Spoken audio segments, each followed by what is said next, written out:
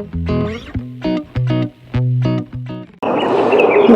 It's cold out here. It's the 22nd of June, so we're on the up to summer. We're just past the shortest day of the year, and one of the coldest weeks so far too. Winter's really not my thing. I hate it. I hate all clothes. I hate being cold. But it's always great to have you. So bring yourself a coffee. Let's go inside. See if we can warm up.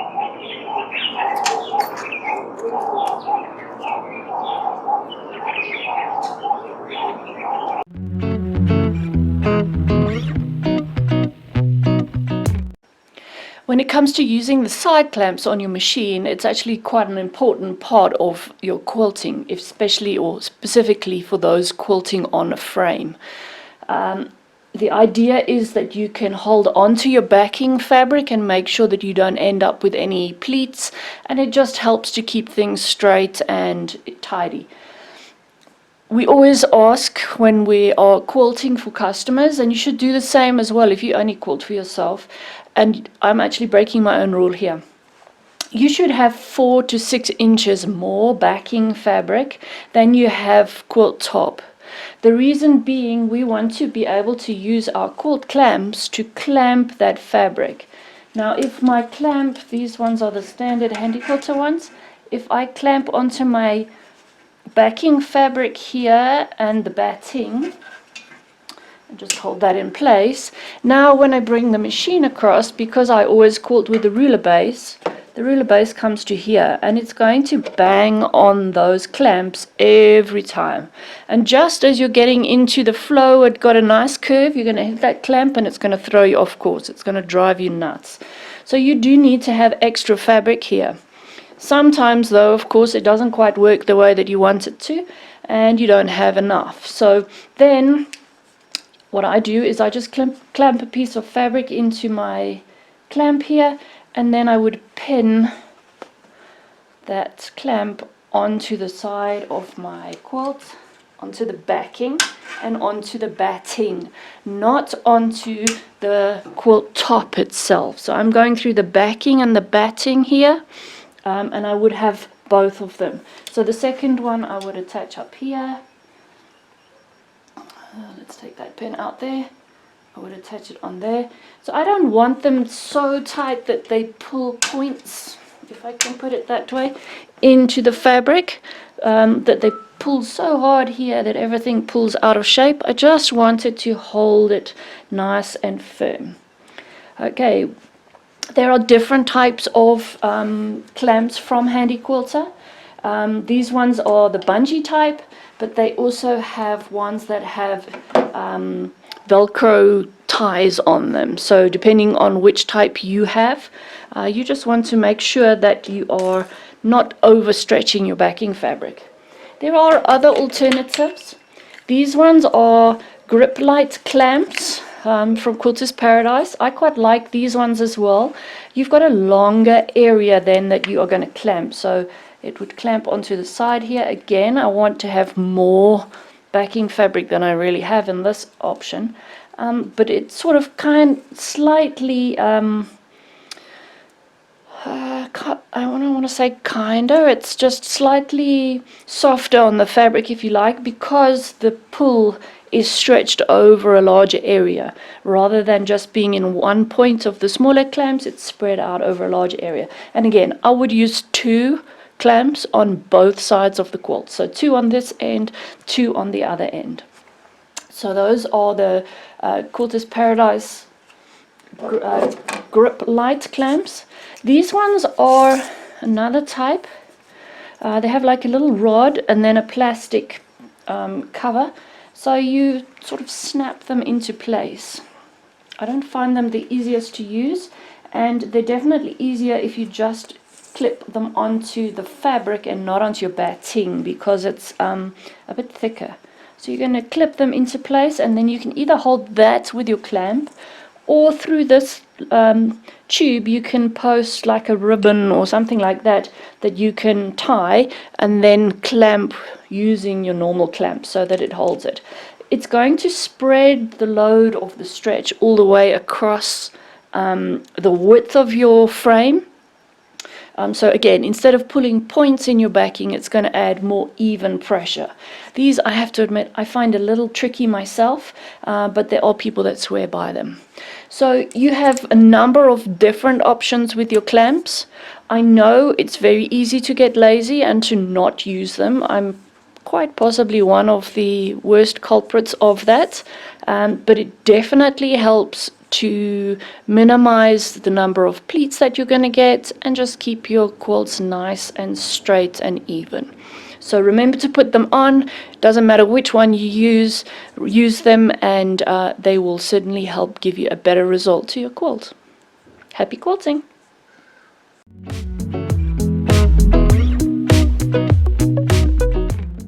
Hi quilting friends, Telene here.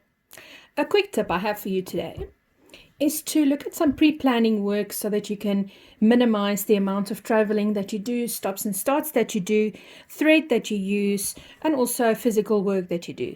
Sometimes we end up doing quilting work that we overstitch because we didn't pre-plan a bit. So typically what would happen with me is I would stitch the first block and quilt whatever I feel like I want to quilt in there, and then realize, listen, I can actually skip a step by doing two things at one go. So I'm going to show you just a quick sample and a basic idea of how that works. Today's tool is the Handy Quilter Ditch Ruler. I really love this ruler. It has brilliant markings, fine markings, all at 1/4 inch spacings. I like the length. It has the little tabs on that makes your ditch work a little bit easier, but also the width of it is comfortable for me to work with so that I don't get stuck with fingers underneath the ruler, but also I don't lose grip on it. You will see that my ruler, all of my rulers that I always work with, has got a milky color, and that is because you should be able to see that, you see, because I use grippy spray on the back of my ruler so that it just makes it a little bit more non-slip and I have better control. And so this is the Odif grippy spray.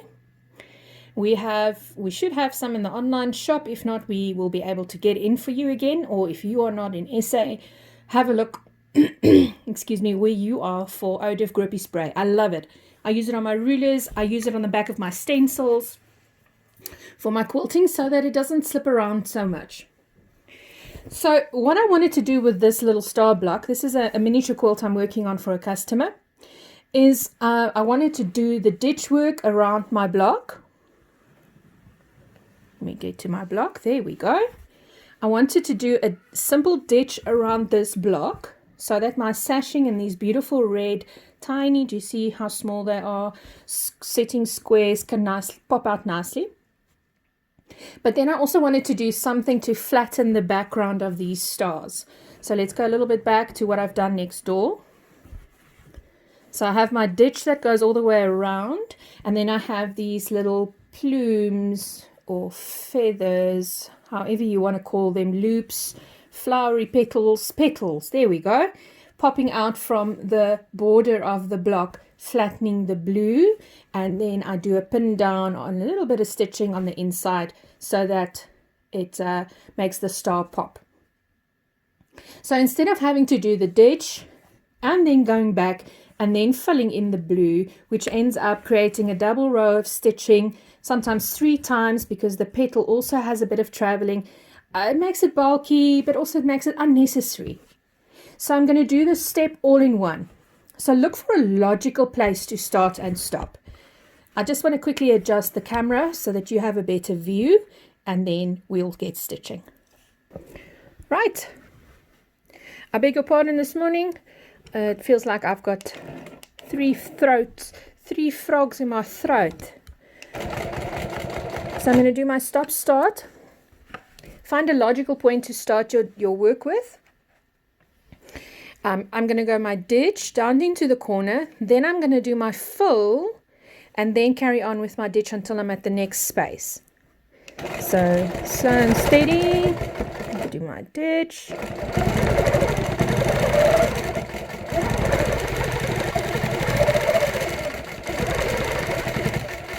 Do my petals.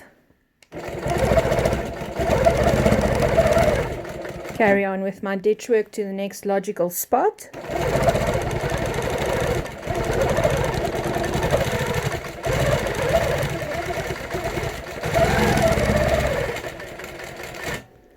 I kind of keep my ruler in place and a little bit of downward pressure when I do my petals, so that I can have better control over my machine, since I'm only quilting basically with one hand.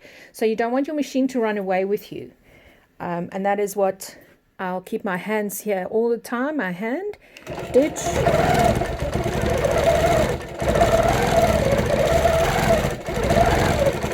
petal fill, finish the ditch, carry on to the next logical point.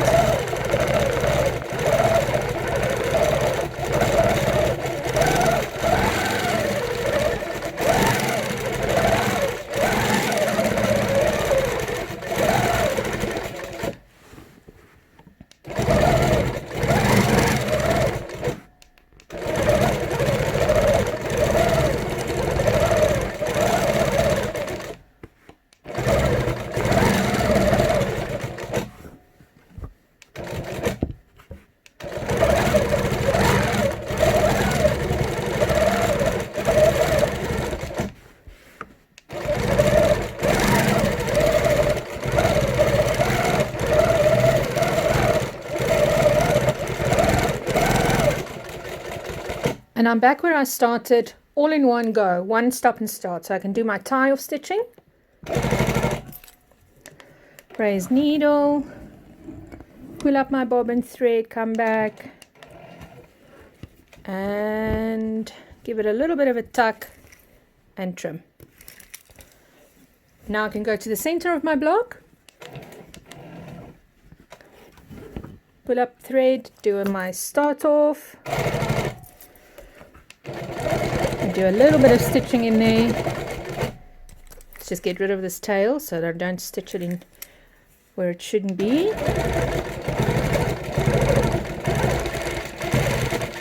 I'm at the end and I do my tie off, pull up my bobbin thread, clip, and I've done my block. I did the ditch work and I did the back full work all in one go. Hope this helps you.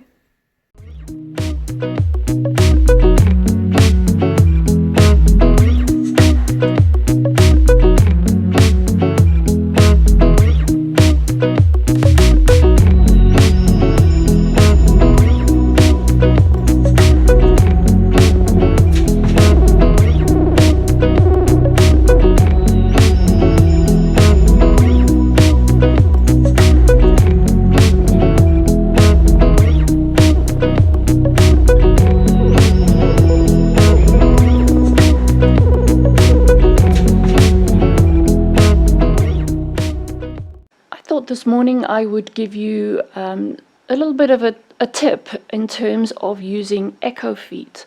It's one of the great additional feet kits that you can buy from Handy Quilter, and you can use them just as a guide to echo your normal patterns to keep your spacing as even as possible. There's a 3/8 of an inch echo, a 1/2 inch and a 3/4 inch. Now I have a slightly older set than this one, and my feet that I had were colored at the time. Now they are plain, they're just see-through ones, but you may well have an older set that are the colored ones. Now I was quilting a customer quilt this week, in fact it's here on the frame, and I decided, or I came up with a design, and I really wanted to have a circle that outlined these, or was between the two reefs that I've got here, the cables. But problem, I've got this size of circles, which is too small. Even with my extra 1/4 inch of foot, it's only going to just clip the outside of the cable on the inside here, and it's not going to be in the center of the gap here. If I go with the next size up, this one, then add my 1/4 inch, and it's going to be too big. It's actually now going to be on the very edge of the outer cable, so that's not going to work either. So in the end I decided, okay, hold on, I can use my echo feet. So if I show you the machine here, I have the 1/2 inch echo foot on here, so it's going to add 1/2 inch onto the normal size. So when I'm using a ruler, I normally stitch a 1/4 inch from the edge of the ruler. This is going to make it 1/2 inch. So if I were to place my ruler in the correct spot, which is a little difficult, there we go, that is more or less correct there. Now when I start to stitch, if I bring my ruler up, you can see the needle is now almost in the center of the gap between the two wreaths. So by using my echo foot, I've been able to extend the use of my rulers, because you don't always have exactly the right size ruler to do what you want to do. In this case, I was fortunate, and the echo feet are nice and deep, so you can use them safely with your rulers and not have a problem.